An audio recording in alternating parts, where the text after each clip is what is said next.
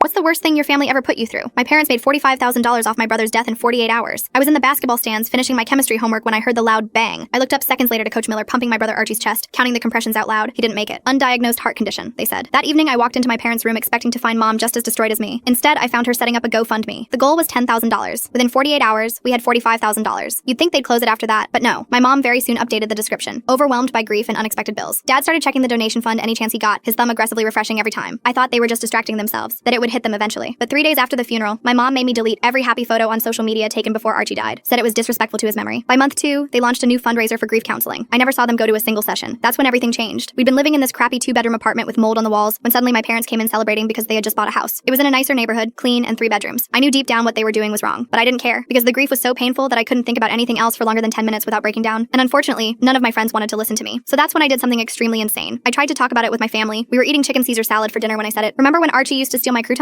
You need to let go of what you can't control, my mom snapped, slamming her wine glass down on the table. Archie is taking care of us, and that's all that matters. Think of it as a gift. Her voice was sharp. Sharp enough to make me think that she was right and I was wrong. So I smiled for every fundraiser photo they took. I followed my mom's lead at every charity gala. I kept all my grief for my 2 a.m. showers. It was the only place I was free to curl up into a ball and cry as much as I wanted. Sometimes to cheer myself up, I'd practice me and Archie's handshake in the dark. It always made me smile. Then came the day I finally fought back. March 1st. The date of me and Archie's tradition. We'd bike 10 miles to our favorite homemade ice cream parlor and eat it by the beach. It was small, but it mattered to me. It landed on the same day as my parents' spring fundraiser gala, but I figured it wasn't a big deal because I could go to both, right? Well, as soon as I brought it up, my mom's face went red. "You'd rather play in dirt than support your family," she shouted. She was already in her new black dress. The price tag was tucked in, but I saw it. $400. "The Richardsons donated $10,000 specifically to meet you," my dad chimed in. It was clear they weren't giving me a choice, but for the first time since Archie died, something in me snapped. "Archie would hate to see what you've become," I said, voice shaking. The silence lingered for a few seconds. My mom didn't say anything, just walked towards me, grabbed my phone, and threw it against the wall. "If you won't honor your brother properly," she said, handing back the crushed phone, "you don't deserve these memories." 2 years of camera roll memories disappeared with one toss. The grief hit me all over again. It was like I had just found out Archie died for the first time. As I collapsed onto the wooden floor, unable to move, they turned off the lights and went to bed. Eventually, I stood up again to go and cry in the shower. But as I did, I stopped right outside the closet, the one filled with trash bags of old things, including Archie's belongings. And for the first time since we moved, I opened it. His scent immediately filled my nostrils, and my eyes filled with tears. At the top of all his clothes, there was a receipt for a pharmacy prescription. I googled it on the family iPad. It was for Adderall, the highest dose, bought the day before Archie died. Under normal circumstances, this would have been fine, except no one in the house had ADHD. And the more I researched, the more Archie's death made sense. Because it's known for causing heart attacks in athletes. My blood went cold. Full story on channel, link below.